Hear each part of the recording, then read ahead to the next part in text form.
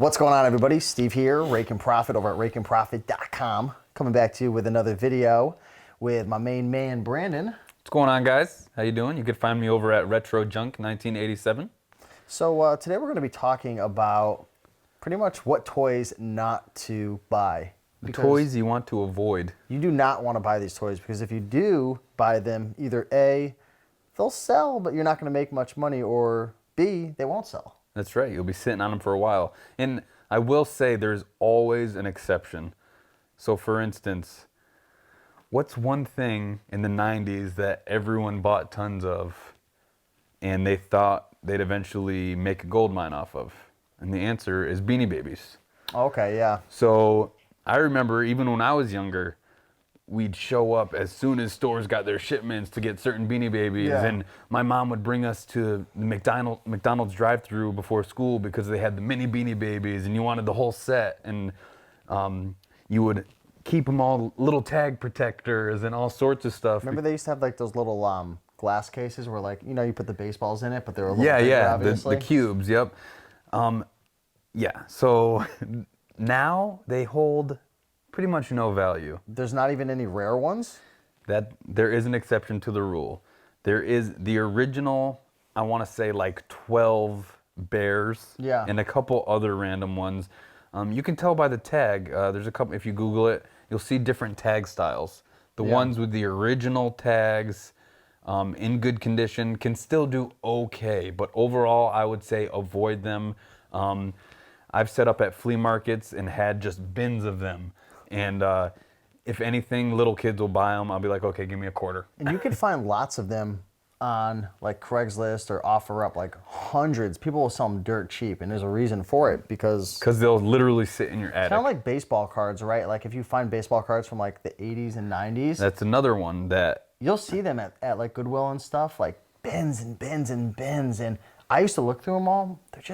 There's always, here's the thing, there's always an exception to the rule for any niche, for any product. Exactly. But in general, you kind of want to stay away from certain things where like you're only going to find like a needle in a haystack. Exactly. Going back to the baseball cards, anything from like the 80s on, they mass produced way too many, millions of these cards. Unless you get like a rookie card of like somebody you super get rare. You get a good Michael Jordan or a good Derek Jeter rookie. Yeah. And that's not, don't go out buying every Michael Jordan card you find or every Derek Jeter. It's certain ones, like the first one that they made for each of those guys, you can score on. But honestly, to go through tens of thousands of cards to find just one of those is not worth your time. Here's a little tip, actually. If you're going to be messing with like baseball cards from like even like the 70s, 80s, 90s, look for the ones that are in really thick protector cases, like the thick ones, like not the little thin. A lot of time that is a good idea, yeah. Because those are being protected for a reason. Yep, the ones that have like the screws in the corners. Yes, exactly. So those are a couple items to stay away from. Again, it's just a general rule of thumb.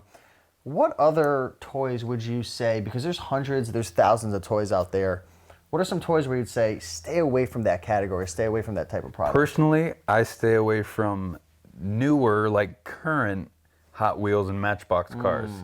A lot of people are like, oh, Hot Wheels, they're super collectible. Yeah, but you can get them from 87 cents to $1 at Walmart. And once again, like crazy. Mass produced. And the exception to that is Hot Wheels puts out something called treasure hunts, which is a certain number of cars in the line that they only made a certain number of. And you have to look very hard at each car because it's a little symbol that's marked on the car itself. Yeah. But overall, those Hot Wheels are not going to do much for you because you can literally still go to the store and buy them for $1. But what if, and we were just talking about garage sales behind the scenes, we were watching a bunch of Gary Vaynerchuk, Trash Talk, whatever it's called, and what about lotting up like 50 or 100, because he was finding like lots of, like he had found like a bunch of Thomas. He did. What about lots of Hot Wheels? Like even if they're current, like 100 or 150, can you sell those on a lot on eBay? Like the problem you run into then is think about the weight that adds up. If you have 100 Hot Wheels even cars. it sells for $35. If you're including shipping in that price, you're not making much because they get very heavy if you're going volume wise. Okay, and this is just personal experience. I mean, don't get me wrong. Some people like to buy the Hot Wheels cars, but just from my personal experiences, it's once again not worth my time to go about something like that. What other toys would you say? If we're going older, the problem a lot of people make is, oh, I've had this for years. It has to be worth money. Like, it's vintage. And one thing that I don't agree with is Cabbage Patch dolls. Oh. I see some of them that sell really well. Once again, like I said, there's always an exception to the rule. But it's just one of those things that I avoid. Like, I'll put out my want ads on Facebook or whatever, and I'll get endless messages. Oh, do you want Beanie Babies? Do you want Cabbage Patch dolls? And for the most part, I avoid them because, once again, they sit because there's so many out there, and there's only a select few that actually sell for decent money, at least. Once again, they're a nostalgic thing, so people be like, oh, I had that as a kid. I want that. But overall, I've realized that they either take a long time to sell or they don't sell at all. And I want to ask the people who are watching right now who are, currently buying and selling toys, share one toy that you would say to people in the comments, do not buy. I want to know. Yeah. We're naming a few. It's all about sharing that knowledge. Yeah. And I will drop one more that some people might get mad at me for, because I know, once again, it's something that almost everyone collected in their childhood. Okay. And that would be Happy Meal toys. That's so funny. I was just going to ask you about that. Not just from McDonald's, so not just Happy Meal toys, but like restaurant toys in general. McDonald's, Burger King, whatever restaurant you got them from. Now. Really? Yeah. Because I know what you're going to say. I hear people always saying, like, you should pick those things up. The only ones that do well are the older vintage lines, and if you have a complete set of them. Okay. Like, I remember back when I was a kid, they had the little ones that transform. Those are great. And even if you have 2 or 3 of them, they'll sell okay. And there was also like the little McNugget buddies, which are like little chicken nuggets in different costumes. Those sell well. Once again, if you have the complete set, you're going to do the best. But overall, if we're talking as a whole, I avoid all the Happy Meal toys, especially more recent ones. They're cheaply made, and they're just not worth it. Let me throw a couple at you. Barbies. Ooh, that's another good one, because I'm pretty sure you guys went over a couple of them in your guide, too. Yeah. But in general, we're talking like generalization. We're not saying, again, I'm going to clarify this one more time, because people are going to say, you don't know what you're talking about. Like, oh, I know we're going to get those comments. This is a general rule of thumb. We're pretty much talking like 95%. Correct. Because there's always So Barbie, for the most part? Almost every toy line will have that hidden gem. Barbies, people look for vintage. And in good condition. Vintage and condition are huge. Now, if you have vintage but bad condition, if you lot them up, you'll still do well. I had a listing somewhat recently. It was 11 or 12 1960s Barbies. Some of them had like staining on an arm or a leg, or the back of the neck was ripped, and people still bought them because there are people that use them for parts and stuff like that, and they'll rehab them or whatever you want to call it. Okay.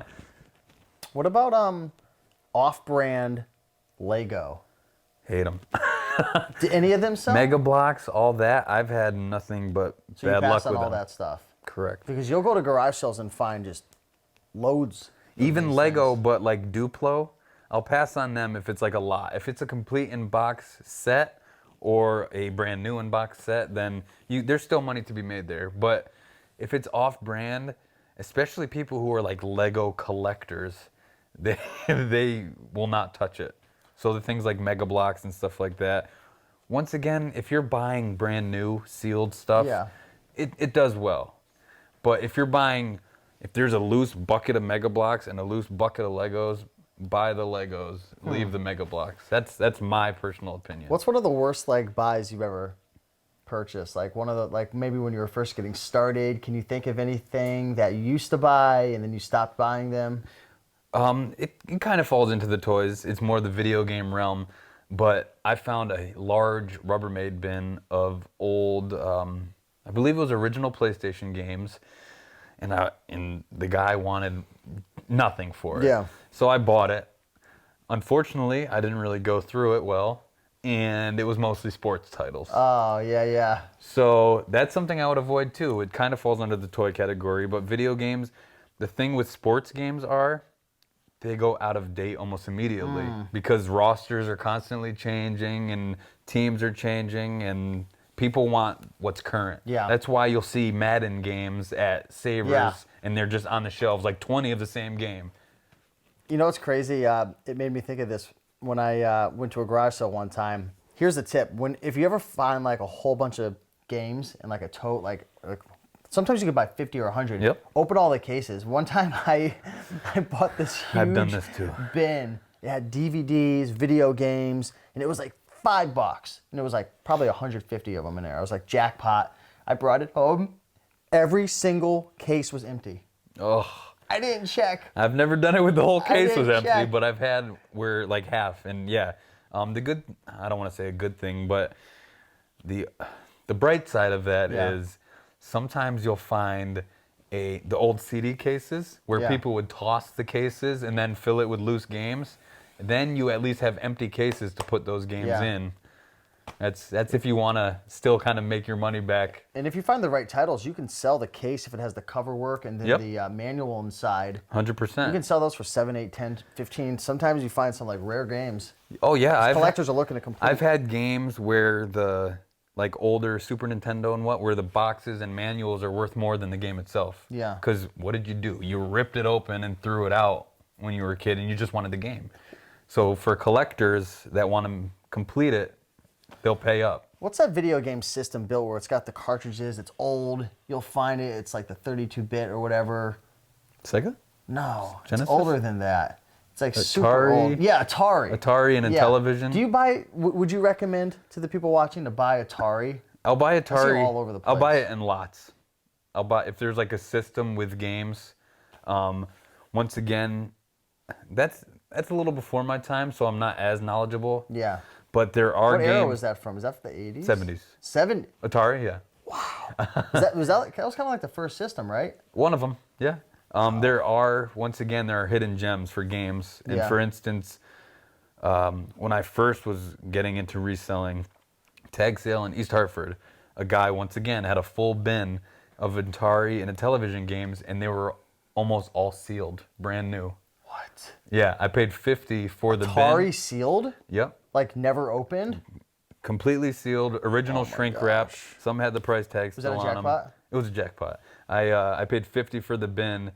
There was one random obscure, some World Series baseball game that, once again, it's a sports title, so you wouldn't think it was anything special. You're like, oh, this is nothing. I want to say it was like $600 just for that one game. Did you sell it? Yeah, of course. Wow. That was when I first started on. That was one of my first eBay sales. I asked you because you're a collector, so a lot of times like he'll find really cool items and like he'll just. Yeah, once again, that's before my time, so I knew there was money to be made, and that was literally one of my first eBay sales was from that bin of games. Cool. Well, hopefully you guys found value in this video. If you did, be sure to like, comment, and subscribe. Also, check out his YouTube channel, which is Retro Junk 1987, and also the same goes for Instagram. I'm very active, and I like to interact with my followers and whatnot. So, cool. Check it out. Well, appreciate you being here. If you guys want to learn more about toys, I'll link up some videos that we had recorded previously down below in the description, and also. Be sure to check out our toy guide as well. You can check that out, Toy Brand Profits, in the description if you want to learn 47 hot selling toys you could sell on eBay. Definitely a great guide to go out and find stuff. So yeah, appreciate you guys watching, and we'll see you in the next one. Peace.